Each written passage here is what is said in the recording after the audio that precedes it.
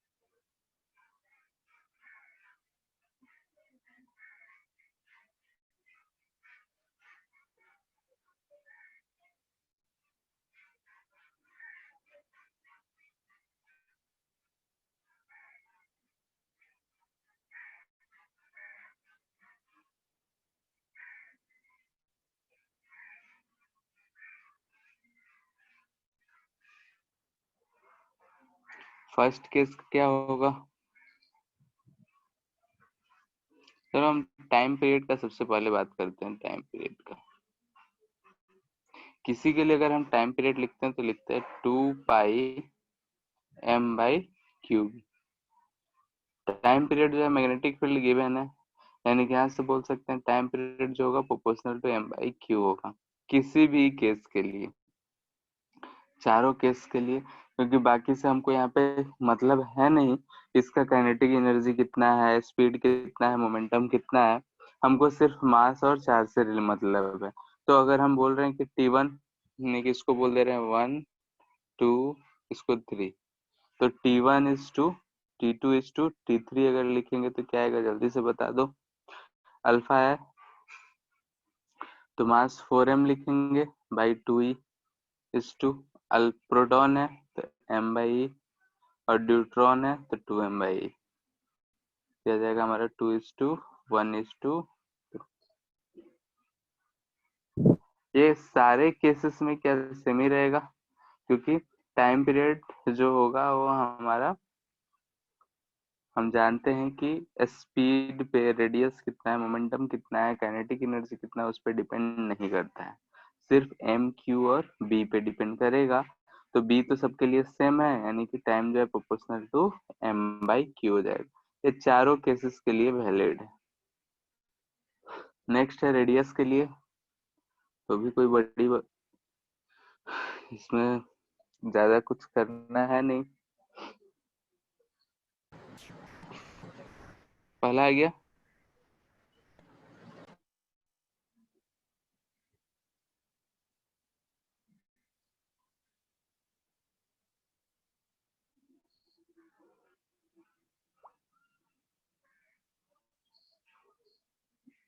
Same speed है, यानी v और b कांस्टेंट हो गया।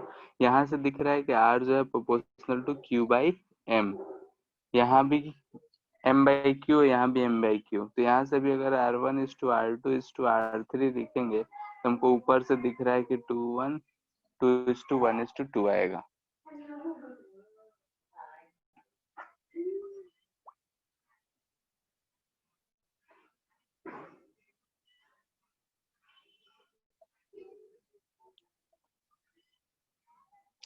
बोलो सेकेंड। सेम मोमेंटम है, मोमेंटम सेम होने का मतलब m भी सेम है, यानी कि R equal to P by Q भी होता है। तो यहाँ पी और बी सेम है, तो यहाँ से हमको दिख रहा है R is inversely proportional to charge. तो इस केस में अगर हम R1:R2:R3 करेंगे तो देखो क्या आएगा। एम से तो कोई मतलब नहीं है, चार्ज यहाँ दिख रहा है कि 2E और E होता है, तो 1/2:1:1 हमको दिख रहा है।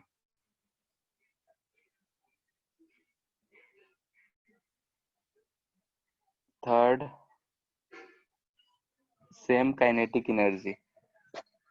काइनेटिक एनर्जी सेम होने के लिए R इक्वल टू हम लोग लिखते हैं 2mk/qb। ठीक है, तो यहाँ से बोल रहा है कि काइनेटिक एनर्जी कांस्टेंट है, तो यहाँ से हमको दिख रहा है कि R is proportional to √m/q।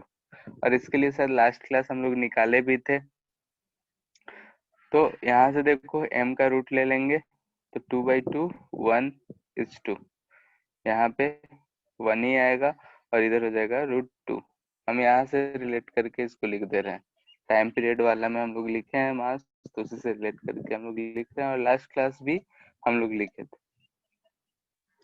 Fourth है सेम पोटेंशियल डिफरेंस।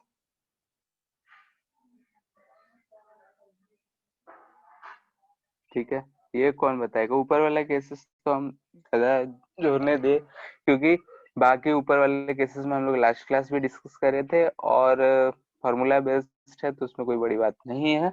यहाँ पे है पोटेंशियल डिफरेंस, इसको कैसे सॉल्व करेंगे, कोई भी बताओ।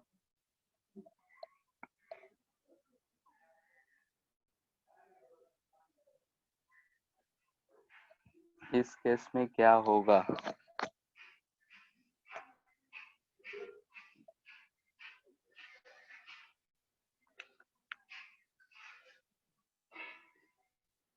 बोलो अंकित, पोटेंशियल डिफरेंस के केस में हम लोग कैसे यूज करेंगे, कोई भी बताओ। और इसका सर वर्क डन। हाँ ठीक है, चार्ज है तो चार्ज के लिए वर्क डन अगर हम लिखते हैं तो वर्क डन जो है काइनेटिक एनर्जी के बराबर ही होगा, क्योंकि सिर्फ एक ही फोर्स का बात हो रहा है, और होगा Q/V के बराबर। यानी kinetic energy equal to Q भी हम लोग फोटो इलेक्ट्रिक इफेक्ट में भी यूज करे होंगे। ठीक है, यानी कि अगर ये हमको पता है तो हम लिख सकते हैं R equal to √2m, K की जगह QV/Q इंटू B। तो यहाँ से हमको क्या दिख रहा है, भी कांस्टेंट है, बी गिवन है, तो क्यू ऊपर जाएगा, यानी कि ये प्रोपोर्शनल टू हमको दिख रहा है m इंटू क्यू, नहीं m/q, लेकिन क्यू भी इस केस में अंडर रूट के अंदर ही रहेगा। तब इसमें अगर हम लिखे R alpha equal to R proton is to R deuteron, तो क्या लिखेंगे? अल्फा के लिए 4m/2e m/e is to 2m/e। तो हमको क्या दिख रहा है, √2:1:√2। ठीक है, तो ऐसे से सवाल हमको पूछे जाएंगे, इसमें अगर फॉर्मूला याद है तो इसमें कोई बड़ी चीज कर सकते, कुछ भी कर सकते हैं। मोस्टली रेशियो पूछा जाता है, तो इस बात में कंफ्यूजन नहीं रखना है कि अल्फा पार्टिकल फिर ड्यूट्रॉन देगा, ट्रिटियम देगा, तो इन सब के मास कितने होते हैं, चार्ज कितने होंगे, इन सब चीजों को ध्यान में रखना होगा। ट्रिटियम देगा तो H13 लिखते हैं, H13 यानी कि इसका मास 3 हो जाएगा, चार्ज 1 ही रहेगा। ड्यूट्रॉन है यानी कि H12 है, इसका चार्ज 1 मास 2। प्रोटॉन H11 लिखते हैं, तो प्रोटॉन का मास भी 1 और चार्ज भी 1 है। नेक्स्ट क्वेश्चन देखते हैं। यहाँ पे हमारा एक लाइन है, और इस लाइन के सिर्फ राइट साइड में ही मैग्नेटिक फील्ड है। ठीक है, यानी कि इधर ही सिर्फ मैग्नेटिक फील्ड है, और वो भी इनटू द प्लेन है। इधर का मैग्नेटिक फील्ड जो है वो 0 है, यानी कि इस लाइन के इधर मैग्नेटिक फील्ड 0 है, इधर कुछ मैग्नेटिक फील्ड B। एक चार्ज पार्टिकल है, क्यू, मास इसका एम दे रखा है, हम इसको यहाँ से हम परपेंडिकुलरली वी नॉट स्पीड से फेंक रहे हैं। ठीक है, तो इस चार्ज के पाथ कैसा होगा, क्या क्या होगा, उन सब चीजों के बारे में डिस्कस करना है कि जा रहा तो सीधा चला जाएगा, अंदर जाके सर्कल करेगा, या फिर क्या होगा। तो वही चीज देख रहे हैं। तो अगर हम ध्यान से देखें तो ये यहाँ से ऐसा आया, यहाँ से अगर देखें तो इधर की तरफ भी मैग्नेटिक फील्ड अंदर की तरफ, तो इस पे जो फोर्स लगेगा इधर की तरफ लगेगा, फोर्स इधर की तरफ, यानी कि ये ऐसा सर्कुलर मोशन करेगा। नेगेटिव चार्ज होता तो फोर्स नीचे की तरफ लगता है, ऐसा चार्ज लगेगा, इसका शेप ऐसा सर्कल की तरफ होगा, हर जगह में सर्कुलर घूमेगा। सर्कुलर होता यहाँ पे जैसे आएगा, यहाँ पे इसका वेलोसिटी फिर से इधर, फोर्स इधर, यानी कि अब यहाँ से ये ऐसा सीधा चला जाएगा, यानी कि यहाँ से एक परपेंडिकुलर देख रहे हैं, और ये फोर्स जो होगा सेंटर से पास होता हुआ दिखेगा, तो इसका सेंटर यहाँ इस लाइन पे ही होगा। जब यहाँ हम नॉर्मल से फेंक रहे हैं तो इस सर्कल का जो सेंटर है वो यहाँ पे होगा, और ये हमको क्या मिल रहा है, तो सेमी सर्कल मिल रहा है, सर्कुलर पाथ। ठीक है, ये अगर गया वी नॉट स्पीड से तो कितने स्पीड से आएगा बताओ, कोई भी बोलो। या अगर ये वी नॉट स्पीड से गया है तो यहाँ का स्पीड कितना होगा, सेम ही होगा, क्योंकि ये जो मैग्नेटिक फोर्स होता है ये स्पीड चेंज नहीं करता है, सिर्फ डायरेक्शन चेंज करता है, हम लोगों ने ऐसा देखा था। और अगर ये स्पीड चेंज नहीं कर रहा तो स्पीड तो वही होगा। अब ये इसका सेंटर है तो ये इसका रेडियस होगा, तो हम अगर इसका रेडियस का बात करें तो रेडियस क्या होगा, तो वेलोसिटी हमको वैसा ही दिख रहा है, फोर्स जो लगेगा क्यू भी डी ही लगना है, क्यू भी M B square by R के बराबर करेंगे तो M B not by Q B ही मिलेगा। ठीक है, इसका रेडियस वही मिलेगा जो हम लोगों ने पहले निकाला था। अगर हम इस पॉइंट को बोल दें कि ये पॉइंट हमारा ए है और ये पॉइंट हमारा बी है, तो हमसे इसमें पूछे जाते हैं कि ए से बी, यानी कि पॉइंट बी मैग्नेटिक फील्ड भी हो जा रहा है, तो इसको पी से क्यू कर लो। ठीक है, हमको पी से क्यू के बारे में, यानी कि इस मैग्नेटिक फील्ड में जब ये पार्टिकल मूव कर रहा होता है, यानी कि for P to Q, P to Q के लिए हमसे पूछा जाता है, सबसे पहले एक एक चीज करके सब चीज लिखते हैं। डिस्प्लेसमेंट, सेकेंड डिस्टेंस, ये सब चीज बताते जाओ तुम लोग कि डिस्प्लेसमेंट कितना ट्रेवल करेगा पी टू क्यू में, डिस्टेंस क्या होगा, थर्ड टाइम क्या स्पेंड होगा, बताओ।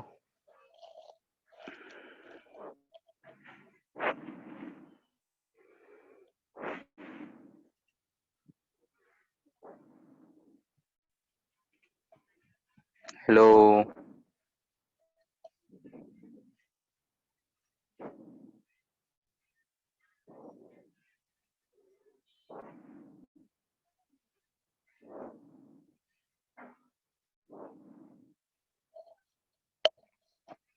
हेलो शिवम, अनुज, Yes, sir.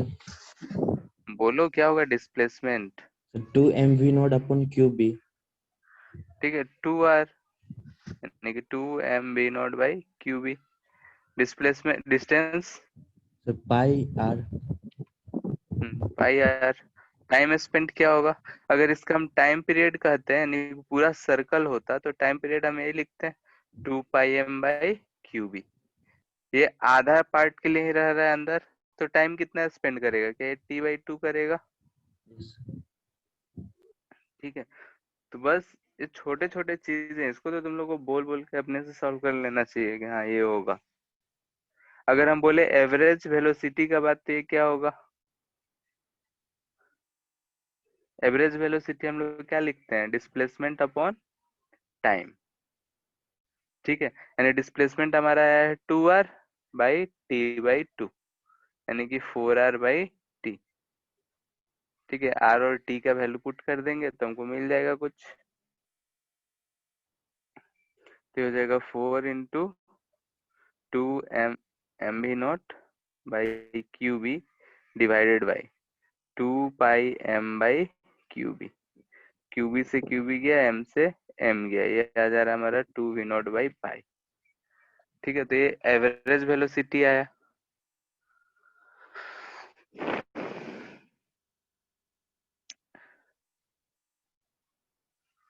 ठीक है, तो ऐसे ऐसे सवाल हमसे पूछे जाते हैं, तो हमको सिर्फ इससे पाथ का मतलब निकालना है कि पाथ कितना हुआ।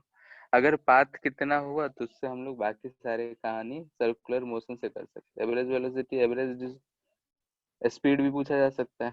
एवरेज स्पीड होता है distance by time. Distance travel कर रहा है पाई आर, यानी कि हो जाएगा pi R by T by two. फिर से वैल्यू पुट कर दो तो 2πr/t। 2πr/t करोगे तो ये ध्यान से देखो तो यही आना है। वैसे भी ये स्पीड चेंज हो नहीं रहा है, तो ये सॉल्व करोगे तो यही आएगा।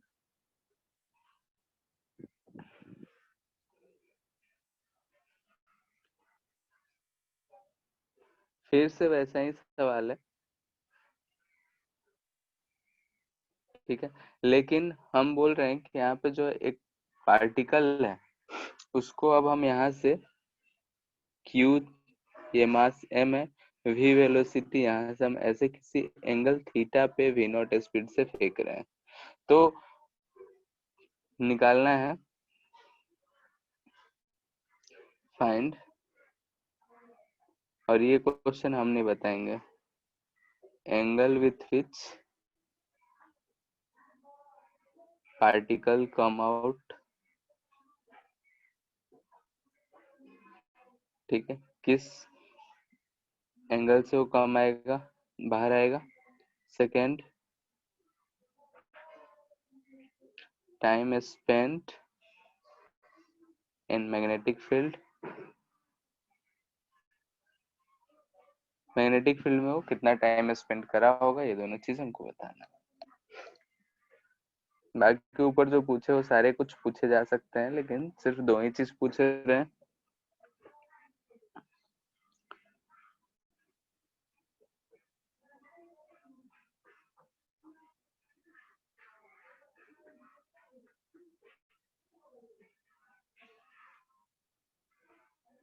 यहाँ से ऐसे सर्कुलर करेगा और इधर इसका एक वेलोसिटी होगा।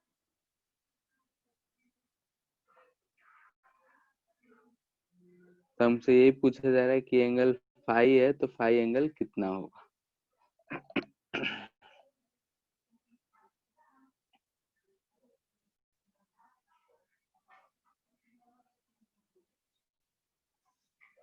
हम ये तो जानते हैं कि जो v होगा ये v0 ही होगा, क्योंकि फोर्स जो है स्पीड चेंज नहीं करता है।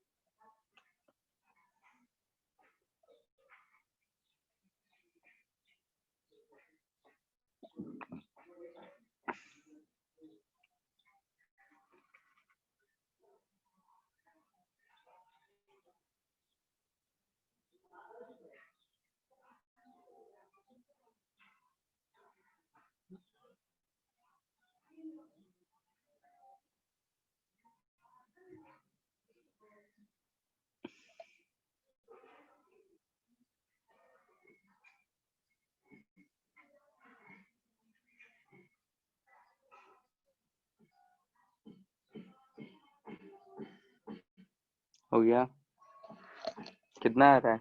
सबसे पहले डिसाइड करो कि इसका सेंटर कहाँ होगा। तो यहाँ से दिख रहा है कि फोर्स जो होगा इससे ऐसा परपेंडिकुलर होगा, यहाँ से दिख रहा है कि फोर्स ऐसा परपेंडिकुलर होगा, यानी कि सेंटर इधर कहीं जहाँ पे दोनों पॉइंट इंटरसेक्ट कर रहे होंगे वहां पे इस सर्कुलर पाथ का सेंटर होगा। क्योंकि हम जानते हैं कि जो भी फोर्स होगा वेलोसिटी से परपेंडिकुलर होगा, और वो जहाँ पे मीट कर रहा होगा वो सेंटर होगा, क्योंकि फोर्स हमेशा सेंटर के अलोंग ही लग रहा होगा। अब ये चीज आ गया तो हम यहाँ से एक परपेंडिकुलर ऐसा ड्रॉ कर दे रहे हैं। हमको फाई का वैल्यू निकालना है तो इन टर्म्स ऑफ थीटा ही आएगा। ये थीटा, ये 90, तो ये 90 माइनस थीटा, तो फिर से हमको ये थीटा ही दिख रहा है। ठीक है, ये हमारा 90 माइनस थीटा, तो ये फिर से हमको क्या दिखेगा, थीटा। थीटा तो ये फिर से 90 माइनस थीटा, ये 90 है तो 5 भी हमको दिख रहा है कि थीटा ही होगा। यानी कि जितना एंगल से वो इन करा है उतने ही एंगल से आउट भी हुआ होगा। पिछले केस में भी देखो यहाँ पे, अगर हम इसको यहाँ पे पाई से फेंके थे यानी परपेंडिकुलरली डाले थे तो परपेंडिकुलर ही बाहर आया था।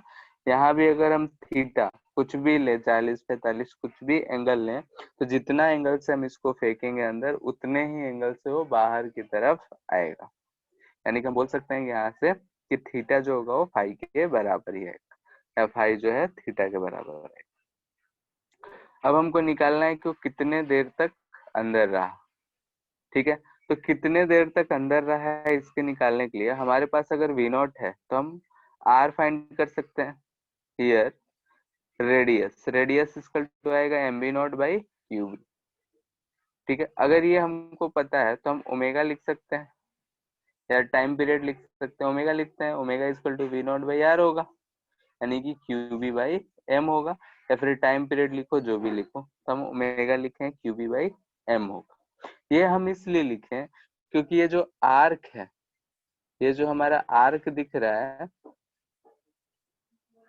ये आर्क यहाँ पे एंगल सबटेंड कर रहा है 2 थीटा, यानी कि एंगुलर डिस्प्लेसमेंट हमको दिख रहा है 2 थीटा। तो टाइम होता है omega T equal to angular displacement होता है। ठीक है, omega T equal to angular displacement होता है, तो हम यहाँ से बोल सकते हैं कि time equal to angular displacement upon हमारा एंगुलर वेलोसिटी, यानी कि हो जाएगा 2 theta by Q B by M, यानी कि एम ऊपर चला जाएगा। तो इतने देर तक ये अंदर रहेगा।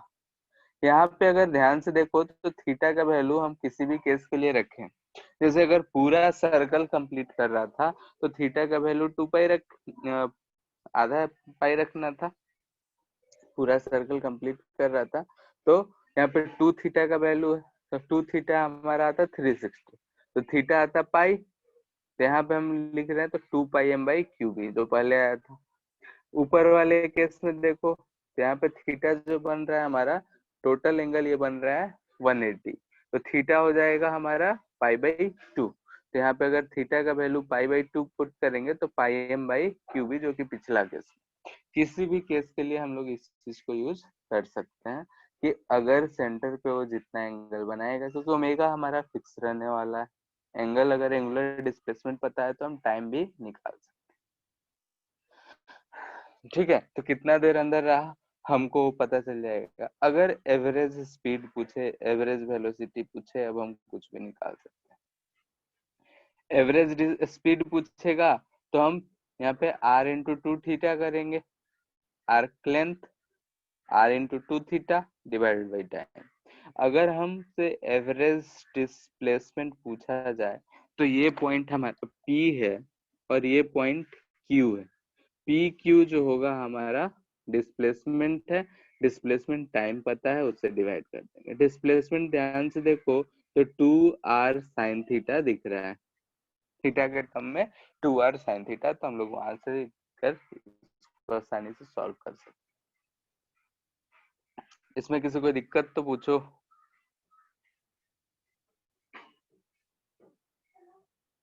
नहीं है,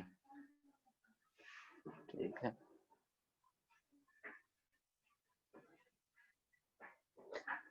अब जो दे रखा है कि इसी रीजन में, सिर्फ इसी रीजन में ही मैग्नेटिक फील्ड है बी, ये डिस्टेंस दे रखा है कि ये डी दूरी है। हम यहाँ से किसी चार्ज q मास m को v नॉट स्पीड से फेंक रहे हैं। ठीक है, तो हमको फाइंड करना है, फाइंड एंगल ऑफ डेविएशन।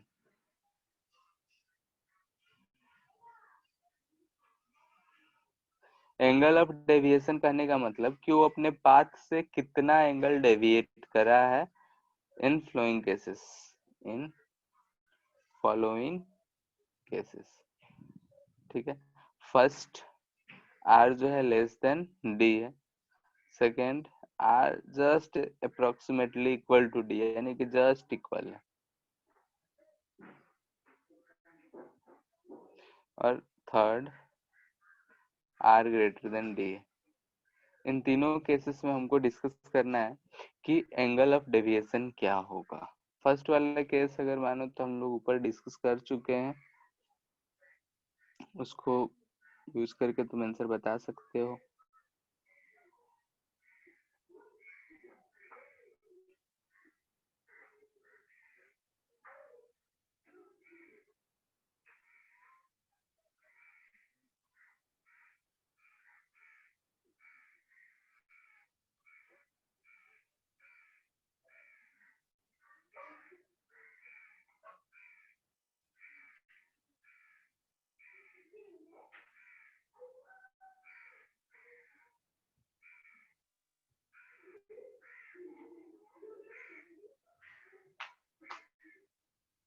हो गया।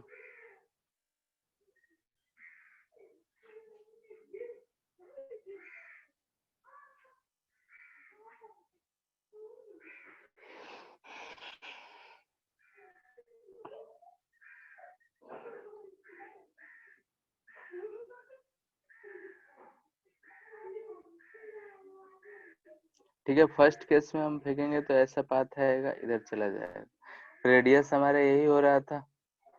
ठीक है, और बोल रखा है कि रेडियस जो है लेस देन डी है, तो ये हमारा डी है। जब ये ऐसा छोटा होगा तो ऐसा केस आएगा। ये पाथ इधर जा रहा था और आया किधर, इधर, यानी कि इधर जा रहा था इधर आया। एंगल ऑफ डेविएशन जो है डेल्टा कितना हो गया यहाँ पे, 180 डिग्री।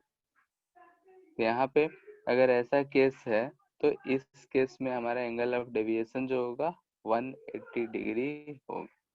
ठीक है, इसमें हम ज्यादा डिस्कशन नहीं कर रहे हैं, क्योंकि हम लोग पहले से देखे हैं कि अगर आर ज्यादा है, यानी कि इधर का कोई चर्चा नहीं कर रहे थे, तो आर जो है छोटा है, यानी कि आर यहीं पे ये आराम से ये घूम के चला जाएगा।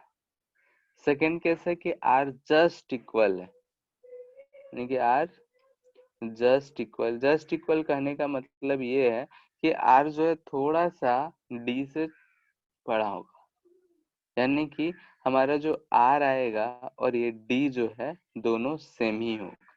इसका मतलब क्या हुआ कि अगर हम यहाँ से किसी पार्टिकल को ऐसे फेंक रहे हैं तो ऐसे जाएगा सर्कल, और यहाँ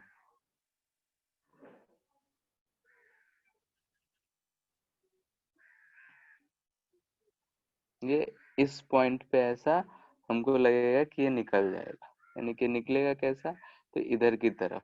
यहाँ से ऐसा वेलोसिटी गया, यहाँ ऐसा चला गया। इसका रेडियस देखेंगे तो इस लाइन पे कहीं पॉइंट पे सेंटर होगा, ये रेडियस। तो इस केस में हमको क्या दिख रहा है कि रे जो था इधर जाना चाह रहा था, पाथ इसका इधर की तरफ मुड़ गया, तो इसका डेविएशन कितना हुआ, तो π/2। तो ऐसे केसेस में हम लोग देख ले रहे हैं कि इसका डेविएशन π/2 है, इस केस में पाई है या 180 डिग्री है। थर्ड केस है if R is less than D. R अगर लेस देन डी है, इसका मतलब ये लाइन इधर कहीं है, यानी कि ये लाइन इधर कहीं है, ऐसा हम बोल सकते हैं। तो उस केस में क्या होगा, तो उसको हम लोग देखते हैं। ये हमारा मैग्नेटिक फील्ड है। मान लेते हैं कि यहाँ से जो चार्ज पार्टिकल था इनका, ठीक है, रेडियस का कम है, रेडियस कम है यानी कि इधर की तरफ सर्कल आगे की तरफ बढ़ता है, यानी कि यहाँ से वो ऐसा निकल जा रहा है, पूरा कंप्लीट सर्कल नहीं बना पा रहा। तो इसका सेंटर हम जान रहे हैं कि इसी लाइन पे इधर कहीं आएगा, क्योंकि यहाँ से लाइन ये फोर्स वाला जो है परपेंडिकुलर होगा, तो ये हम सेंटर बना दिए। तो यहाँ से अगर ये जा रहा है तो यहाँ तक तो ये सर्कुलर ही है, और ऊपर से ये यहाँ पे ऐसा टेंजेंट ही रहा हो। यहाँ से हम ये लाइन मिला दिए, और दूसरा लाइन हम यहाँ से ऐसे मिलाते हैं, ठीक है।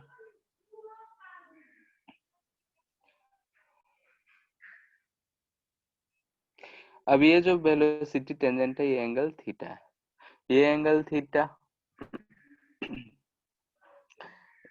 इसका मतलब ये वाला एंगल थीटा, ये 90 माइनस थीटा, तो ये फिर से हमको थीटा ही एंगल दिख रहा है, ठीक है। इस चीज को ध्यान से देखो, तो यहाँ से भी लिखे, भी और इसके बीच का जो एंगल थीटा है, तो यहाँ से हमको एंगल ऑफ डेविएशन जो दिख रहा है, डेविएशन जो दिख रहा है, पार्टिकल इधर जाना चाह रहा था इधर चला गया, यानी कि थीटा ही दिख रहा है।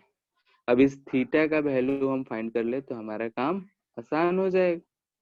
तो थीटा फाइंड करने के दो दो तरीके हैं, तो हम देखते हैं मेथड वन। मेथड वन देखें तो हमको फिगर से दिख रहा है कि ये वाला रेडियस r होगा, ये भी डिस्टेंस r होगा, और ये जो है r cos थीटा होगा, और ये डिस्टेंस d।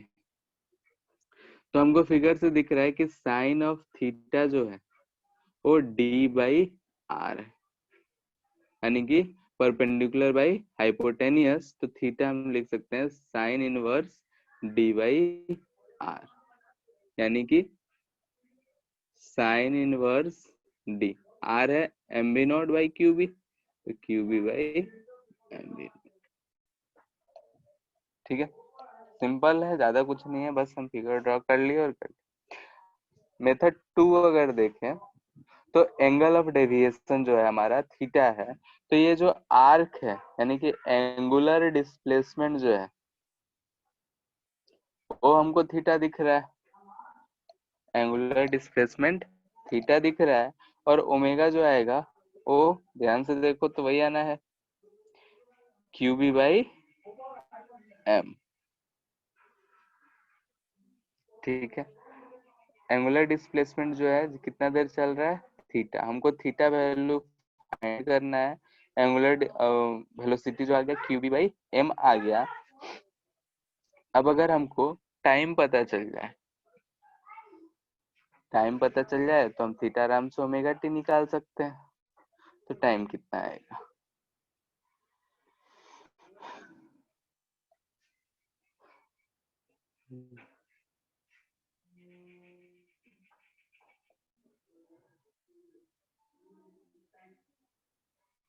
कैसे निकालेंगे बताओ।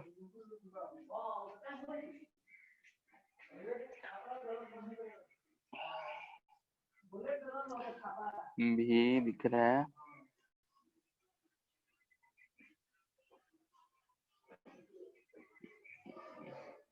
टाइम के लिए देखते हैं, टाइम जो है हम ऐसे निकाल सकते हैं कि फिर स्पीड पता है, ठीक है, डिस्टेंस पता है, डिस्टेंस इक्वल टू है हमारा r इंटू थीटा, स्पीड है v नॉट, तो हमारा टाइम जो होगा होगा r theta by v not.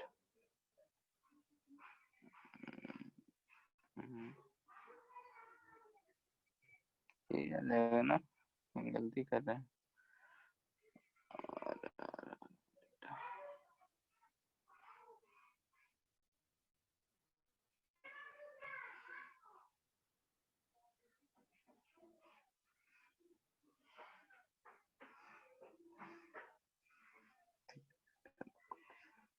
छोड़ो, इसमें लग रहा है कुछ गलती कर रहे हैं, वही वाला मेथड यूज करो, इसमें कुछ गड़बड़ कर रहे हैं, फिर ध्यान नहीं आ रहा है। तो यहाँ से हम लोगों ने देखा कि अगर हमको ये एंगल थीटा फाइंड करना है, तो थीटा फाइंड करना है तो हम यहाँ से लिख सकते हैं कि थीटा है तो साइन थीटा इक्वल टू, ये परपेंडिकुलर है, ये हाइपोटेनियस है, परपेंडिकुलर डी के बराबर है और हाइपोटेनियस आर के बराबर है, तो डी बाई आर लिख के theta equal to sine inverse D by R. तो यहाँ से हम लिख सकते हैं आर का वैल्यू रख दिए तो D Q B by M भी नॉट आ जाएगा। तो ये आया हमारा कि कितने देर तक कितना अंदर रहेगा, थीटा पता चल गया, थीटा पता चल गया तो बाकी सब हम लोग निकाल सकते हैं कि अगर डिस्प्लेसमेंट पूछा जाए, डिस्टेंस पूछा जाए तो डिस्टेंस भी हम निकाल सकते हैं आर इंटू थीटा, कितने देर तक है, तो ओमेगा पता है, हम आर थीटा को ओमेगा से डिवाइड कर देंगे, कितने देर तक है वो चीज पता चल जाएगा। यानी कि अगर हम सॉल्व करना चाहें तो एक हमारा जो मैग्नेटिक फील्ड से है सिर्फ थोड़ा सा इंफॉर्मेशन यूज हो रहा है कि क्या क्या हो रहा है, उसके बाद का कहानी जो भी है वैसा भी है, सब हम लोग सर्कुलर मोशन का यूज करके सॉल्व कर सकते हैं। तो सर्कुलर मोशन अगर ठीक से पढ़े हैं, सर्कुलर मोशन याद है, फॉर्मूला ही यूज करना है, तो इस वाले टॉपिक में कोई दिक्कत नहीं आना चाहिए। सिर्फ हमारे यहाँ मैग्नेटिक फोर्स का इफेक्ट के बारे में बात कर रहे हैं, तो फोर्स जो है सिर्फ डायरेक्शन चेंज कर रहा है, इसका पाथ सर्कुलर कर दे रहा है, पाथ सर्कुलर है तो उसी के बेसिस पे सब कुछ चेंज हो रहा है। जैसे सर्कुलर आया तो फोर्स क्यूबीडी और वो होगा सेंट्रीपिटल फोर्स के बराबर। ठीक है, नेक्स्ट जो है हमारा, हम लोगों ने एक फोर्स पढ़ा था, लॉरेंस फोर्स पढ़े थे हम लोगों ने, जो कि होता है F equal to QV plus MV cross V। ठीक है, तो इसी के बेस्ट पे हमारा अभी का टॉपिक है motion, path of charge particle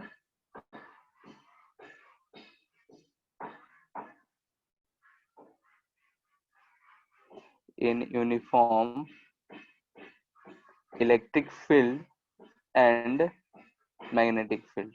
यानी कि electric field and magnetic field दोनों रहे तब क्या होगा। अभी तक देख रहे थे कि सिर्फ हमारा मैग्नेटिक फील्ड था, पहले हम लोगों ने जो भी केसेस देखे होंगे उसमें सिर्फ इलेक्ट्रिक फील्ड था।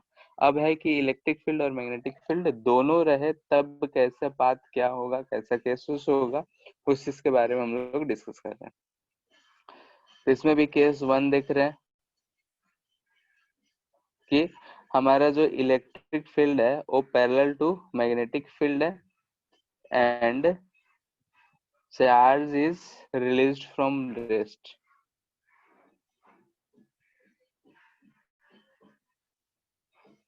चार्ज को हम रेस्ट से छोड़ रहे हैं तब क्या होगा। यानी कि हम बोल रहे हैं कि मैग्नेटिक फील्ड हमारा ये है,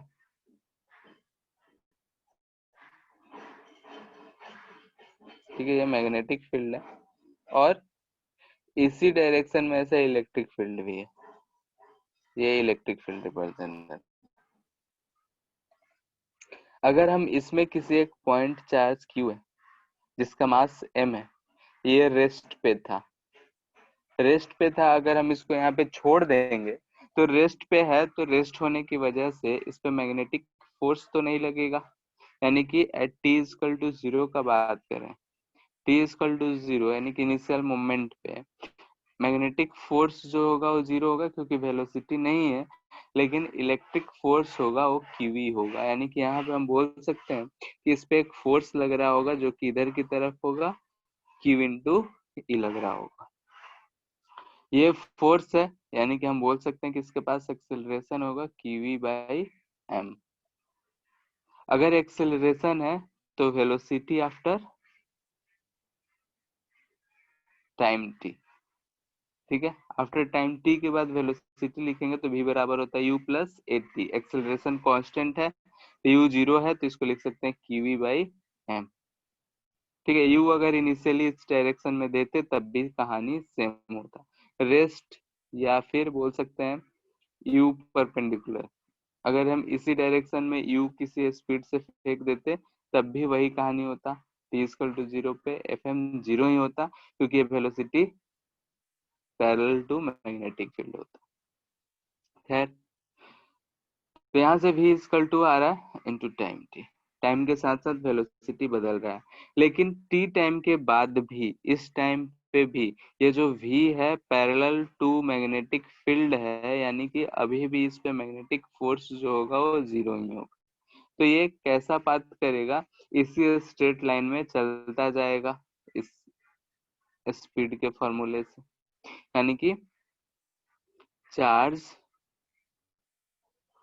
moves in straight path, straight path में ऐसे ही एक्सेलरेटेड मोशन करता हुआ इस एक्सेलरेशन से वो आगे की तरफ बढ़ता जाएगा। अब ऐसे केसेस में हम लिनियर वाले जो भी पढ़े हैं, काइनेमेटिक्स में जो भी पढ़े हैं, कि अगर वन डायमेंशनल काइनेमेटिक्स जो पढ़े थे हम लोग, उस चीज का यहाँ पे कुछ भी पूछ सकते हैं। कितने देर के बाद कितना वेलोसिटी होगा, उतना देर के बाद क्या होगा।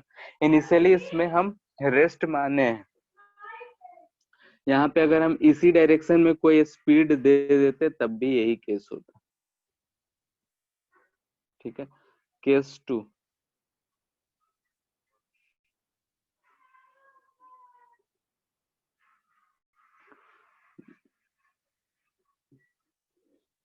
इलेक्ट्रिक फील्ड और मैग्नेटिक फील्ड दोनों जो है इसी डायरेक्शन, ये इलेक्ट्रिक फील्ड दिखा रहे हैं और ये मैग्नेटिक फील्ड दिखा रहे हैं, और पार्टिकल को हम इधर फेंके हैं v स्पीड से।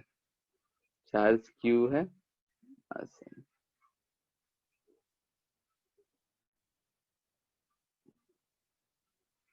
charge is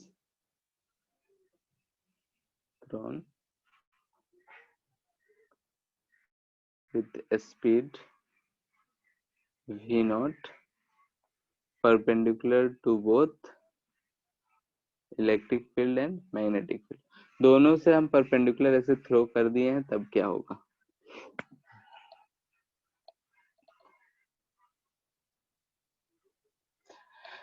तो जस्ट देखो इसको कि अगर सिर्फ मैग्नेटिक फील्ड होता है इधर और इसका वेलोसिटी इधर v नॉट होता, तो v क्रॉस b करते इस पे एक फोर्स लग रहा होता है Fm, जो कि इनटू द प्लेन लग रहा होता, और इनटू द प्लेन लग रहा होता यानी कि फोर्स अंदर, सेंटर इस सर्कल का अंदर, और ये जो हमारा वर्टिकल प्लेन होता वही इस सर्कुलर पाथ का ऐसा, इस सर्कुलर पाथ का ऐसा ये प्लेन होता है, यानी कि सर्कल में ऐसा मूव कर रहा होता।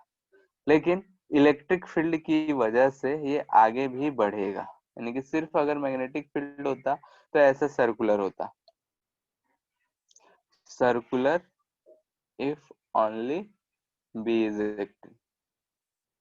अगर सिर्फ मैग्नेटिक फील्ड होता तो ऐसा सर्कुलर होता, लेकिन अब इलेक्ट्रिक फील्ड भी है तो इलेक्ट्रिक फील्ड इसको आगे की तरफ बढ़ाएगा, तो आगे की तरफ बढ़ाएगा तो इसका पाथ कैसा हो जाएगा, देखो ध्यान से, यहाँ से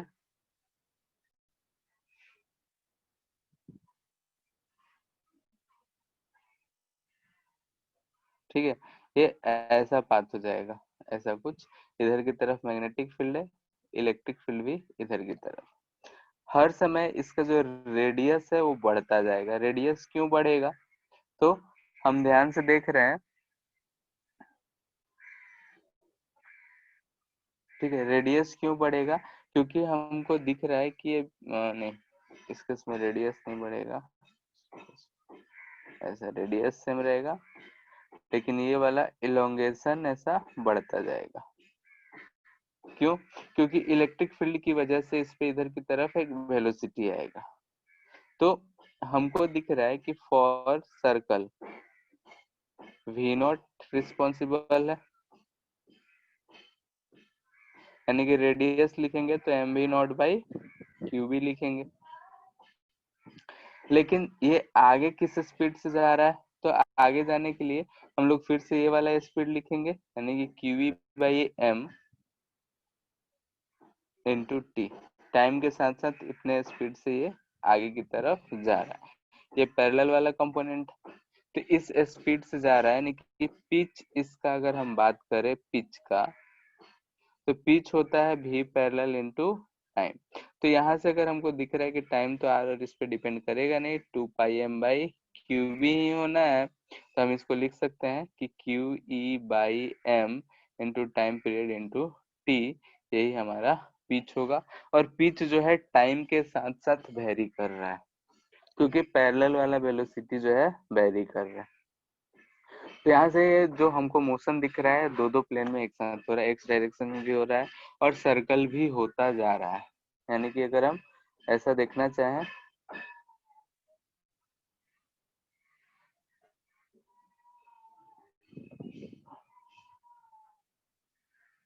ठीक है, यानी कि ऐसा होता हुआ, ये हम बोल रहे हैं कि एक्सिस है इसका, ऐसा इस एक्सिस से होता हुआ ऐसा आगे की तरफ बढ़ता जाएगा। ये वाला टाइम के साथ साथ इंक्रीज हो रहा है, और ये जो हमारा सर्कल का रेडियस है वो इस केस में फिक्स रह रहा है।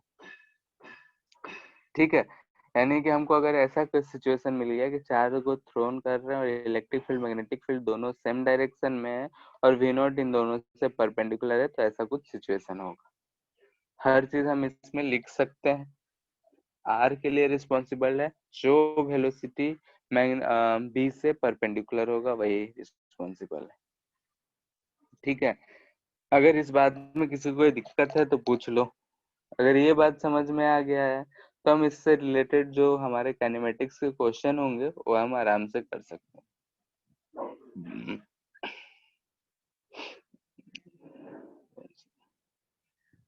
केस 3,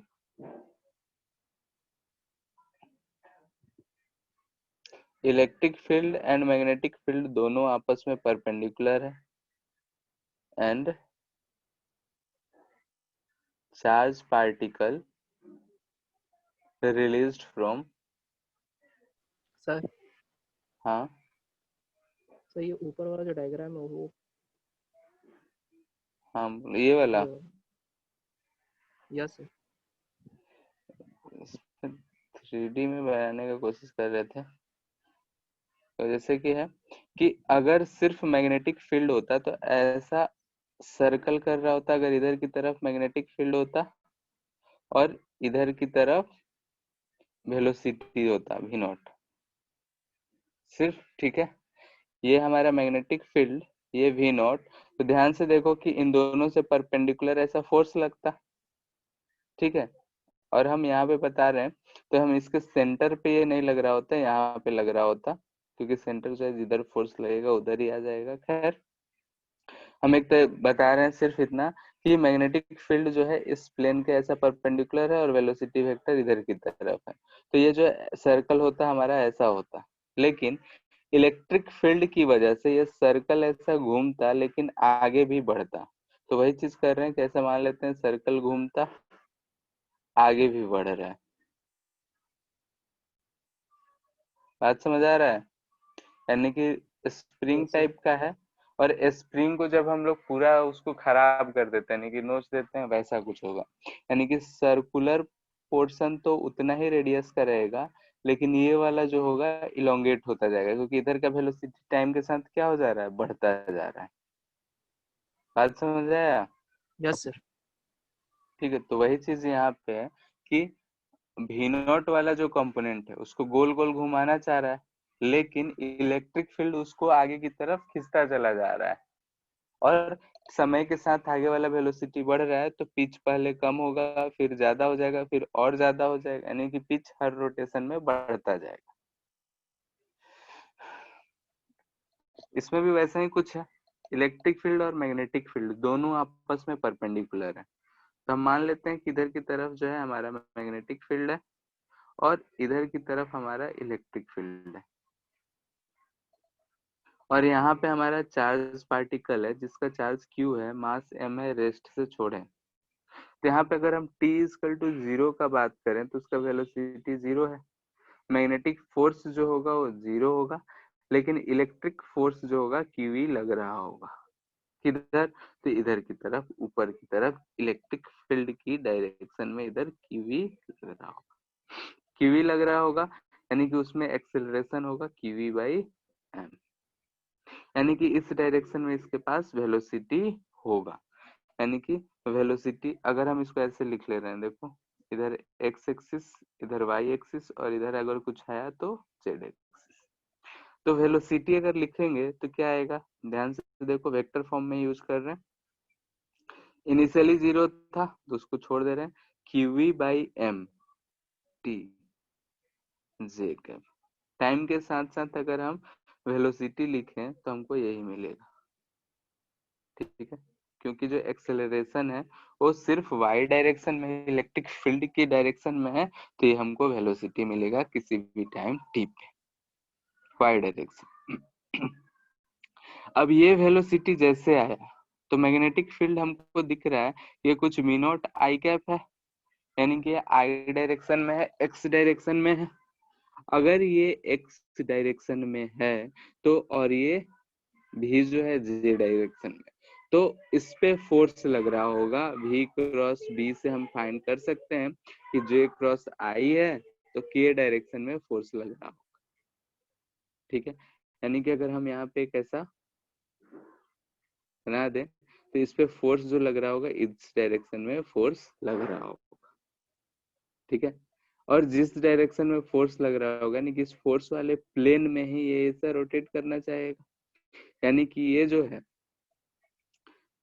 ये वेलोसिटी जैसे आएगा, यानी कि with this velocity magnetic force starts working. ठीक है, मैग्नेटिक फोर्स एक्टिंग करने लगेगा। ठीक है, और मैग्नेटिक फोर्स का जो डायरेक्शन होगा, ध्यान से देखो तो जे भी क्रॉस बी करेंगे तो ये माइनस के लॉन्ग होगा, माइनस के डायरेक्शन। ठीक है, अगर माइनस के डायरेक्शन है यानी कि सर्कल का प्लेन होगा, plane of circle is in Y Z plane. ठीक है, वाई जेड प्लेन में जो होगा इसका सर्कल होगा। ठीक है, अगर हम इतना बात समझ गए कि इस डायरेक्शन में जो है ऐसे सर्कल होगा। ठीक है, सर्कल होगा वाई जेड प्लेन में, यानी कि एक्स के डायरेक्शन में तो कोई वेलोसिटी हमसे नहीं मिलेगा, लेकिन जो भी वेलोसिटी होगा सिर्फ वाई डायरेक्शन में होगा, और वो इलेक्ट्रिक फील्ड की वजह से होगा, और ये वेलोसिटी बढ़ रहा है। वेलोसिटी बढ़ रहा है तो हम यहाँ से कह सकते हैं कि since velocity increases with time, time के साथ साथ वेलोसिटी इंक्रीज कर रहा है, यानी कि रेडियस जो होगा हमारा will also increases with time, यानी कि जो हमारा सर्कुलर मोशन हो रहा होगा उस समय के साथ साथ इसका रेडियस भी बढ़ रहा होगा, और वो किस प्लेन में, तो वाईजेड प्लेन में ही। ठीक है, तो ये अगर हमारा बनाने का कोशिश करें तो थोड़ा सा समझने का कोशिश करना।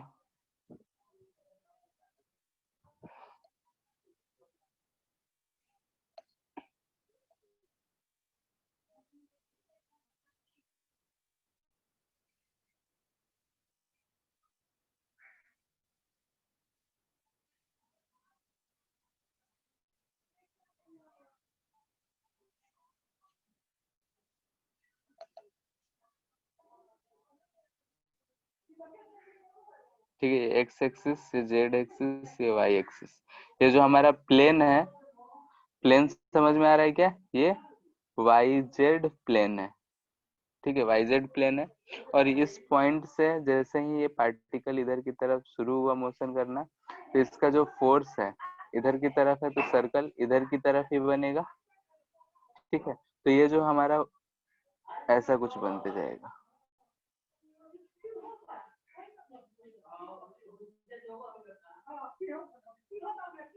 ठीक है, मोस्टली जो पोर्शन होगा निगेटिव वाई एक्सिस में होगा, क्योंकि सेंटर जो होगा इसका निगेटिव वाई एक्सिस में होगा, तो ऐसा शेप बनता जाएगा, यानी कि ये जो सर्कल होगा ये सर्कल इसी प्लेन में रहेगा, लेकिन इसका रेडियस बढ़ता जाएगा। यानी कि अगर हम वाईजेड प्लेन को ऐसा बनाएं, वाईजेड प्लेन है तो हमको यहाँ पे जलेबी टाइप का दिखेगा। ठीक है, और इस शेप को बोलते हैं हम लोग स्पाइरल।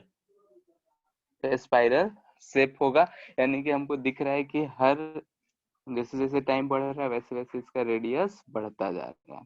तो हमको दिख रहा होगा कि यहाँ से शुरू हुआ तो ऐसे सर्कल, इसका सर्कल का रेडियस बढ़ता जा रहा है। ठीक है, यानी कि वाईजेड प्लेन में रहेगा, लेकिन इसका रेडियस टाइम के साथ साथ बढ़ता जाएगा। तो हम इस वेलोसिटी से फाइंड कर सकते हैं कि इसका रेडियस कितने देर के बाद कितना होगा। तो इसका शेप जो होगा स्पाइरल होगा ऐसा।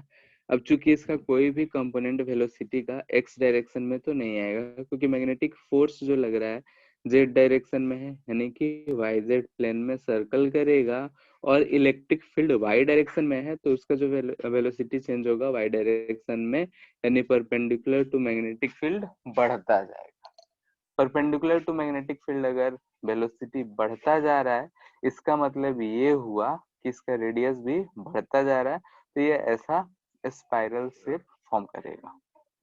ठीक है, तो ऐसे ऐसे सवाल हमसे पूछे जाएंगे कि अगर इलेक्ट्रिक फील्ड और मैग्नेटिक फील्ड दोनों रहेगा तो कैसा क्या शेप होगा। इतना बात क्लियर है?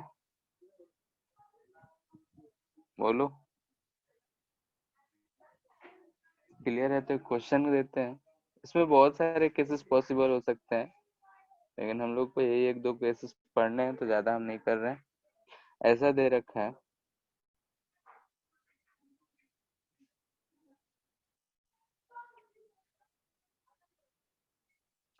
इसी डायरेक्शन में मैग्नेटिक फील्ड है और इलेक्ट्रिक फील्ड भी है, और चार्ज को हम यहाँ से फेंक रहे हैं v वेलोसिटी से at angle theta at t equal to 0 का सिचुएशन है।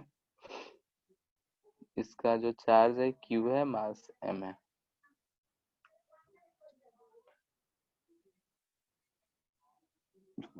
फाइंड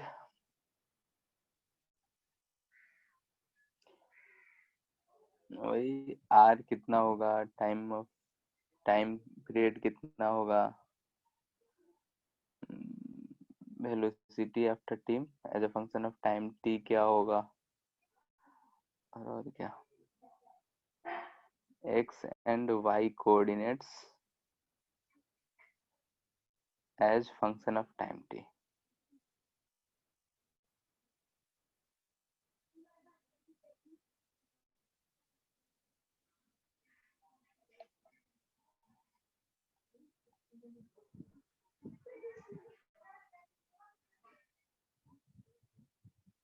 सिर्फ x ही निकालो, y में सर्कल यूज हो जाएगा। तो x coordinate as function of time t, ये सब चीजें हमको पता करके बताओ जल्दी।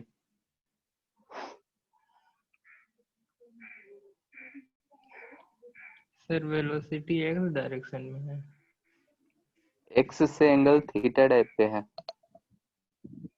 इसके दो कंपोनेंट्स आएंगे, एक इधर की तरफ v cos थीटा और एक इधर की तरफ v sin थीटा।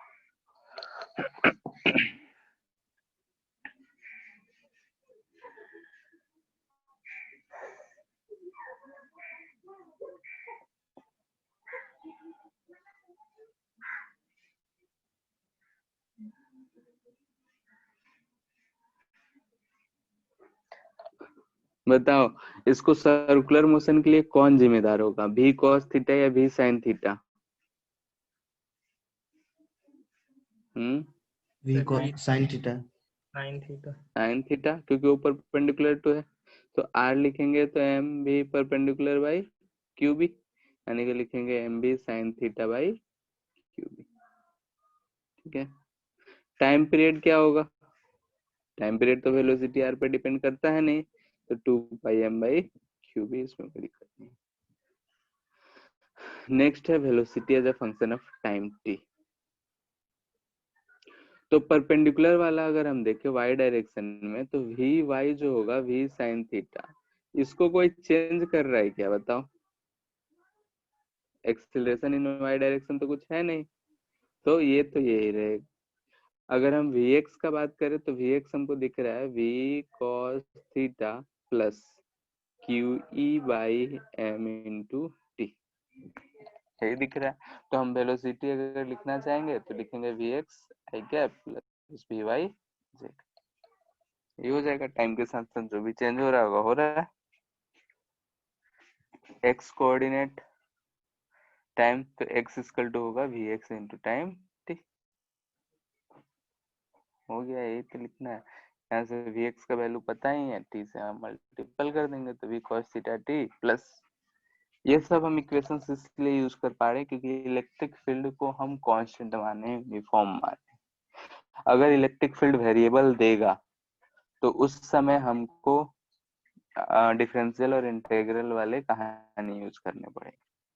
सिंपली ऐसे हम लोग लिनियर इक्वेशंस यूज नहीं कर सकते, जो इक्वेशन ऑफ मोशन यानी v equal to u plus 8t, x equal to ut plus half 8t square, वो सब चीजें हम यूज नहीं कर पाएंगे। क्लियर है? सर इसमें तो वेरिएबल पिच होगा ना, कौन सा वेरिएबल होगा? Pitch x is equal to UT plus half 18 square लिखेंगे। हाँ तो पिच थोड़े हम बोले हैं, एक्स कोऑर्डिनेट बोले हैं, यानी कि यहाँ से टाइम टी के बाद एक्स कितना हो, ये पिच नहीं है। पिच वेरिएबल होगा, हर टाइम के साथ साथ पिच अलग आएगा। ठीक है, हम ये कह रहे हैं कि जैसे एक्स कोऑर्डिनेट पूछ रहा है, यानी कि टाइम के साथ कितने टाइम के बाद उसका एक्स कोऑर्डिनेट कहाँ हो, तो एक्स कोऑर्डिनेट तो डायरेक्टली ही लिख सकते हैं, क्योंकि एक्स का इनिशियल स्पीड पता है, एक्सेलरेशन पता है, टाइम के फॉर्म में लिखना है। बात क्लियर है?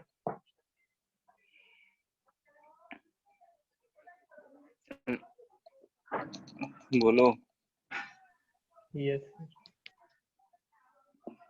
ठीक, ये था हमारा चार्जेस के बारे में, कि अगर हमको चार्ज दिया हुआ रहेगा मैग्नेटिक फील्ड में, वो कैसे मोशंस करेंगे, क्या फोर्स लगेगा, ये सब चीजें, कितना डेविएशन होगा, ये सब चीज के बारे में हम लोग कैलकुलेट कर रहे हैं। नेक्स्ट जो है हमारा, हम लोग ये चीज पढ़े थे कि जो हमारा फोर्स होता है वो करंट कैरिंग कंडक्टर पे भी लगता है, तो उसी चीज के बारे में पढ़ रहे हैं। Force on current carrying conductor, ठीक है। Force on current carrying conductor, अगर करंट कैरिंग कंडक्टर होगा तो उस पर फोर्स कैसे लगेगा। तो एक्सपेरिमेंटल में 10th क्लास में हम लोगों ने पढ़ा था कि अगर किसी कंडक्टर को हम मैग्नेटिक फील्ड में पुट करते हैं और करंट हम उससे पास करते हैं तो वो डिफ्लेक्ट करता है, और वो डिफ्लेक्ट करता है यानी बोलते हैं कि उसमें कोई ना कोई फोर्स एक्ट करा होगा, और उस डिफ्लेक्शन यानी मोशन के जो डायरेक्शन निकालने के लिए हम लोगों ने राइट हैंड फ्लेमिंग्स रूल पढ़े थे, फ्लेमिंग्स राइट हैंड रूल। तो हम उस सब चीज पे नहीं जा रहे हैं यहाँ पे, तो वही सब चीज फिर से एक्सप्लेन करें कैसे क्या होता है, तो थोड़ा बहुत ये आइडिया होगा, पता होगा कि अगर हम लोग किसी भी करंट कैरिंग कंडक्टर को अगर हम मैग्नेटिक फील्ड में रखते हैं तो डिफ्लेक्ट करता है। और इसी प्रिंसिपल पे कंपास को हम लोग यूज करते हैं कि घरों में जो हमारा वायर है, बहुत सारे वायर हैं, अगर वहां पे डिफॉल्ट होता है तो उस चीज से हम यूज करके पता करते हैं, कर सकते हैं। और इसी प्रिंसिपल पे हम लोगों ने इलेक्ट्रिक जनरेटर पढ़े थे कि अगर हम किसी मूविंग करंट कैरिंग, ये मोटर का कंसेप्ट पढ़े थे कि करंट कैरिंग कॉइल को अगर हम मैग्नेटिक फील्ड में रखते हैं तो उस पर फोर्स लगता है, फोर्स लगेगा तो रोटेट करेगा, और रोटेट करेगा तो अपने साथ आर्मेचर को रोटेट करता है, जो कि हम लोगों ने मोटर के केस में वो सब कहानी हम लोगों ने पढ़ा था। खैर, यहाँ पे हम देखते हैं कि अगर हम ये बात जानते हैं कि कोई करंट कैरिंग कंडक्टर है, यानी कि कोई भी वायर कुछ भी है, तो उसको अगर हम मैग्नेटिक फील्ड में रखते हैं तो उस पे फोर्स लगता है। कैसे लगता है तो उस बात का हम चर्चा यहाँ पे करेंगे। जैसे कि अगर हम मान लेते हैं कि हमारे पास एक ये कंडक्टर है, सर हाँ, सर तो वहाँ पे वी डी टी ना होगा, कहाँ पे एक्स कोऑर्डिनेट जो देखे।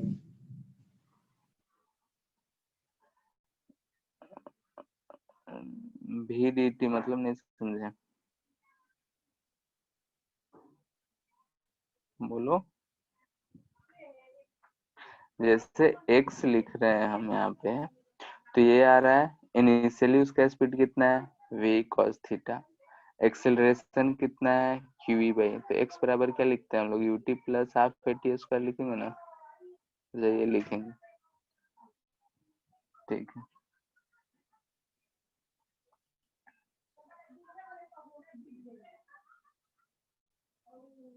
ठीक है, ऐसे से लिखेंगे तो कितना आ जाएगा, v cos theta t 1/2 qv by m T square, ये आएगा। यही बोल रहे थे क्या? Yes sir. ठीक है।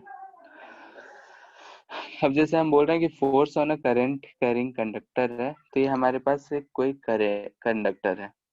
मान लेते हैं कि इसमें इधर की तरफ ऐसे करंट आई बह रहा है, तो इस पे फोर्स कैसे लग सकता है? तो हम जानते हैं कि ये जो कंडक्टर है इधर की तरफ जा रहा है ना, कि अगर कोई इलेक्ट्रॉन है तो इलेक्ट्रॉन जो है इधर वीडी स्पीड से मूव कर रहा हो। अगर हम इसको ऐसे मैग्नेटिक फील्ड में रखें, मैग्नेटिक फील्ड को मान लेते हैं कि इनटू द प्लेन है, और ये वायर है, वायर को हम इतना चौड़ा दिखाएं ताकि अंदर करंट और इलेक्ट्रॉन हमको दिख सके। ये हमारा मैग्नेटिक फील्ड है। तो अगर ये इलेक्ट्रॉन हमको दिख रहा है कि इलेक्ट्रॉन जो है ये इधर वीडी स्पीड से जा रहा है, वीडी स्पीड से जा रहा है, और magnetic field into the plane है, यानी magnetic field into the plane है, तो इस पे जो फोर्स लगेगा, फोर्स इधर की तरफ लगेगा, जो फोर्स है इस पे इधर की तरफ लगेगा, क्योंकि V क्रॉस B करेंगे तो हमारे लेफ्ट साइड होगा, लेकिन चार्ज इसका निगेटिव है, निगेटिव चार्ज होने की वजह से फोर्स इधर की तरफ लगेगा। ठीक है, यानी कि हमको दिख रहा है कि जो इलेक्ट्रॉन VD स्पीड से किसी भी कंडक्टर के अंदर में मूव कर रहे हैं, तो उस पे ये फोर्स लग रहा है एक इलेक्ट्रॉन पे। तो हम जानते हैं कि जो अगर कंडक्टर है हमारा, तो इस कंडक्टर में बहुत सारे इलेक्ट्रॉन्स होते हैं। यानी कि अगर हम एक टर्म डिफाइन करते थे ड्रिफ्ट वेलोसिटी के समय कि n, यानी कि टोटल नंबर ऑफ चार्जेस पर यूनिट वॉल्यूम। ठीक है, ये हम लोग चार्ज डेंसिटी बोलते थे और बोलते थे कि इसमें बहुत आता है। तो n नंबर ऑफ चार्जेस पर यूनिट वॉल्यूम है, तो अगर हम छोटा सा टुकड़ा भी लेते हैं तो उसमें number of charge free electrons होते हैं बहुत ज्यादा होते हैं। तो यहाँ से हमको दिख रहा है कि एक इलेक्ट्रॉन है, तो एक इलेक्ट्रॉन पे जो है फोर्स ऐसा लग रहा है, तो इसमें अगर बहुत सारे इलेक्ट्रॉन मूव कर रहे हैं तो उन सब पे कुछ कुछ फोर्स लग रहा होगा, और सबका कंबाइंड फोर्स जो होगा इस वायर पे लग रहा होगा। यानी कि हम यहाँ से समझ सकते हैं पिछले ही कंसेप्ट से कि अगर कोई इलेक्ट्रॉन चार्ज मूव कर रहा होता है मैग्नेटिक फील्ड में, तो उस पे एक फोर्स लगता है। यानी कि इस पे जो फोर्स अगर हम लिखेंगे तो लिखेंगे U V क्रॉस B, यानी कि ई इलेक्ट्रॉन का चार्ज, उसका भी BD हो गया, और ये मैग्नेटिक फील्ड हो गया। तो यहाँ से अगर हम मैग्नीट्यूड का बात करें सब 90 डिग्री पे, तो यहाँ से VD इंटू B लिख सकते हैं, क्योंकि मैग्नेटिक फील्ड और ये डायरेक्शन हम शो कर रहे हैं, तो ये चीज हम इस पे फोर्स बोल सकते हैं DF, यानी कि एक इलेक्ट्रॉन पे इतना फोर्स लगा। अगर हम बोल रहे हैं कि इस कंडक्टर में n नंबर ऑफ चार्जेस पर यूनिट वॉल्यूम है, और इसका लेंथ जो है L है, और ये इसका अगर हम एरिया का बात कर रहे हैं, ये area cross sectional area A है, तो हम यहाँ से बोल सकते हैं कि टोटल चार्ज इन कंडक्टर या वायर जो भी हो, कंडक्टर जो लिखेंगे हम लिखेंगे टोटल चार्ज कितना हो जाएगा n, यानी number of charge per unit volume into volume L, total number of charges आ गए इनटू E, यानी कि NEAL, ये आ गया हमारा टोटल चार्ज। ये जो है फोर्स ऑन वन इलेक्ट्रॉन है, वन इलेक्ट्रॉन, सिंगल इलेक्ट्रॉन पे इतना फोर्स है, लेकिन हमको दिख रहा है इतने सारे इलेक्ट्रॉन इसमें हैं, तो फोर्स हम बोल सकते हैं कि force on total electron, force on total electrons in conductor, conductor में जितने इलेक्ट्रॉन्स है सब पे जो फोर्स होगा वो कितना होगा, तो F क्या लिखेंगे, तो एक इलेक्ट्रॉन का फोर्स इतना है, तो सबको जोड़ देंगे, सबको जोड़ देंगे, यानी कि टोटल चार्ज से सब सेम ही डायरेक्शन में मूव कर रहे हैं, मैग्नेटिक फील्ड भी सेम, यानी कि सारे फोर्सेस का डायरेक्शन सब सेम ही है, तो सब ऐड हो जाएंगे, ऐड अप हो जाएंगे, यानी कि इससे मल्टीपल हो जाएंगे, या फिर E की जगह हम इसको पुट कर देंगे, यानी कि ये इलेक्ट्रॉन था, इतने इलेक्ट्रॉन्स हैं, तो सबको जोड़ेंगे तो हमको ये मिलना है, तो हम क्या लिखेंगे NEAL VD क्रॉस B, सारे के सारे VD से मूव कर रहे हैं, ये टोटल चार्ज हो गया, ये हमारा एक टर्म हम लोग पढ़े हैं, आई इक्वल टू होता है NEAVD, ठीक है। तो यहाँ पे हमको इसमें NEAVD दिख रहा है, तो क्यों ना हम कुछ ऐसा करें कि VD को आई में कर लें और L बच रहा है, तो हम लोग यहाँ पे थोड़ा सा मॉडिफिकेशन कर लेते हैं और बोलते हैं F जो होगा NEA और VD को I लिख लेते हैं। अब I जो है स्केलर क्वांटिटी है, तो वेक्टर हम किसको बनाए, तो बच गया L। L हम जानते हैं डिस्टेंस होता है, डिस्प्लेसमेंट वेक्टर होता है, तो हम उसको हम L को वेक्टर बना लेते हैं और B लिख देते हैं। तो फोर्स ऑन अ कंडक्टर जो है हमारा आ जाता है IL क्रॉस B। और ध्यान रहे यहाँ पे कि L वेक्टर जो है it is vector along flow of direction of current,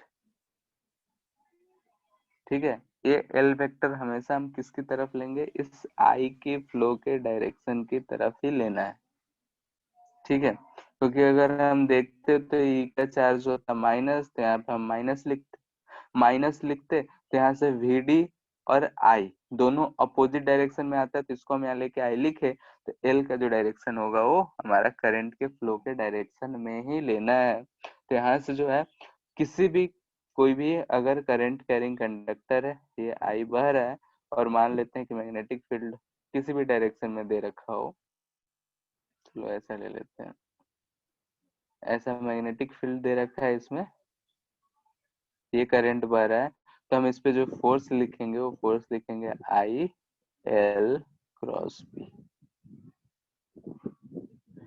ठीक है। यहाँ पे I क्या है, तो करंट, L क्या है, तो लेंथ अलोंग डायरेक्शन ऑफ, यानी कि जो हम L लेंगे तो L इधर की तरफ लेंगे, यानी कि in the direction of flow of current इसको लेना है। और मैग्नेटिक फील्ड तो अपना मैग्नेटिक फील्ड ही है, ठीक है। तो ये जो फोर्स आया, ये फोर्स है, force on a current carrying conductor. अगर कोई कंडक्टर है, लेंथ का है, करंट आई है, मैग्नेटिक फील्ड बी है, तो उस पर ये फोर्स लगेगा। इसका मैग्नीट्यूड का बात करें तो ये हमारा आ रहा है ILB साइन थीटा, ठीक है। फिर से अगर हम यहाँ से देखें तो जो हमारा मैग्नेटिक फील्ड है ये जीरो कब होगा, तो दिख रहा है कि I जीरो हो तो जीरो होगा ही, B जीरो होगा तो जीरो होगा ही। साइन थीटा अगर जीरो हो जाए, यानी कि थीटा जो हो 0 डिग्री हो या फिर 180 डिग्री, इसका कहने का मतलब ये हुआ कि अगर हमारा मैग्नेटिक फील्ड इधर है और वायर को हम ऐसे ही रख दिए, अब वायर में करंट इधर आई बह रहा हो या फिर वायर में करंट इधर आई बह रहा हो, दोनों केसेस में ये मैग्नेटिक फील्ड के पैरेलल है या फिर एंटी पैरेलल रखा हुआ है, इन दोनों केसेस में जो है हमारा इस पे फोर्स जो लगेगा वो जीरो लगेगा, ठीक है। मैक्सिमम का बात करें तो मैक्सिमम कब है, तो मैक्सिमम हमको दिख रहा है कि ये मैक्सिमम कब हो सकता है, जब साइन थीटा का वैल्यू 1 हो जाए। साइन थीटा का वैल्यू 1 यानी थीटा इक्वल टू 90 डिग्री।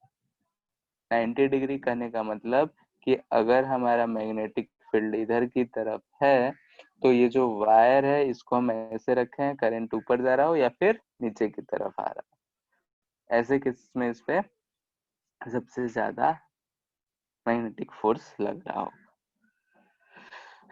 ठीक है। तो ये था हमारा छोटा सा इंट्रोडक्शन कि अगर हम किसी करंट कैरिंग वायर को किसी मैग्नेटिक फील्ड में रखते हैं तो फोर्स एक्सपीरियंस करेगा, और अगर हम उसको फ्री टू मूव करें तो डिफ्लेक्ट भी करेगा, मूव भी करेगा इस फोर्स की वजह से।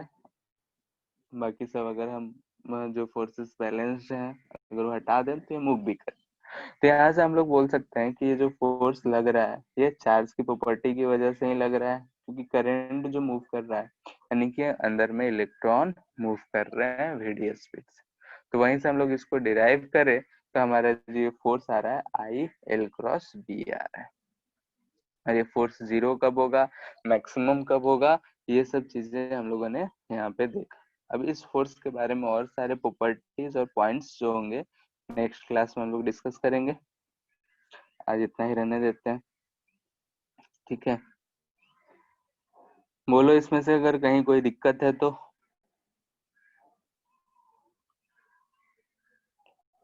बोलो सूरज नो सर। और कोई भी, अंकित। No sir.